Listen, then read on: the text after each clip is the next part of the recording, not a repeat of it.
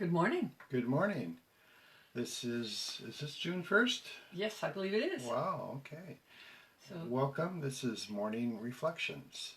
meditation reflections. Yeah. Yeah. And We've just completed our morning meditation, and on this rather cold start of winter day, we got some rather wonderful information. So, yeah.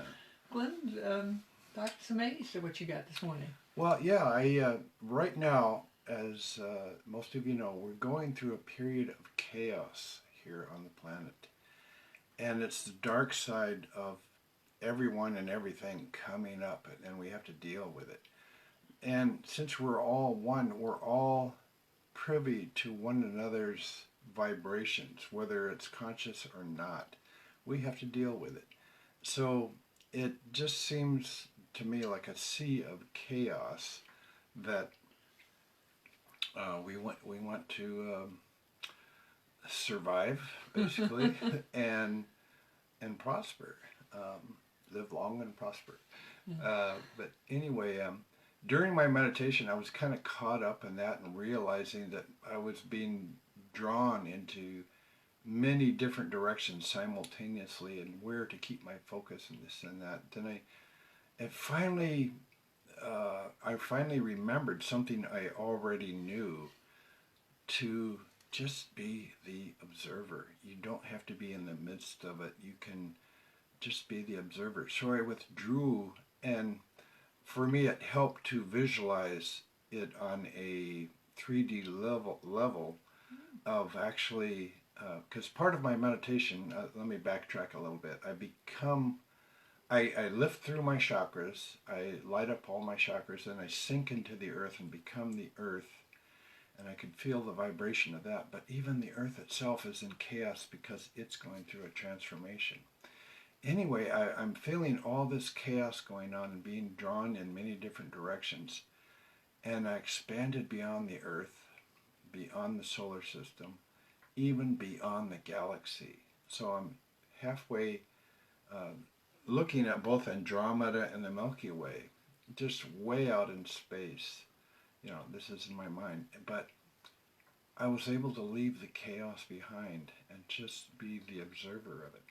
This is something that's going on that is necessary for the evolution of the planet for everyone, because we are becoming light beings. We're moving to a crystalline structure. Our DNA is expanding from the 2-strand to 12. And so, yeah, we're in the midst of a huge shift. So buckle your seatbelts and and realize that you don't have to always live in the chaos. You can take a break from it and just expand outwards and be the observer. Lots of different ways of becoming the observer, but that's a wonderful kind of proof of the drama of it, of simply stepping back so you can see a bigger picture. Any method that allows you to center yourself in peace and kind of go, this chaos is not me, it's just a process of things changing. It is and isn't. Yeah, but this is a rather dramatic change. Yeah.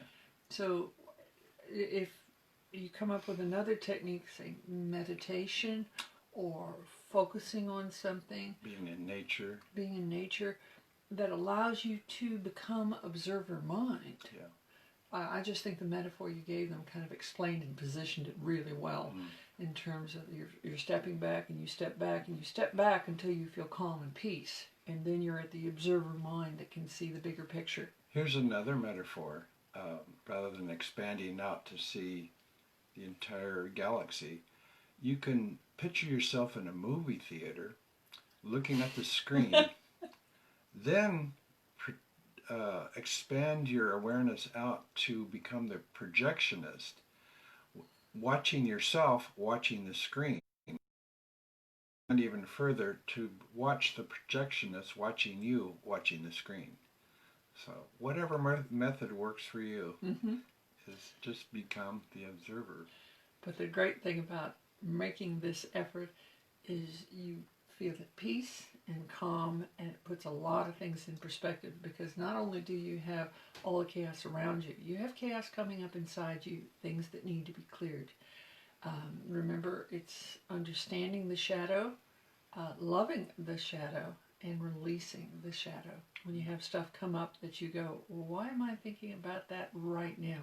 It's just something that you need to speak with before it leaves. All right. Well, thank you for joining us, and we'll see you again tomorrow. Blessings upon you. Blessings.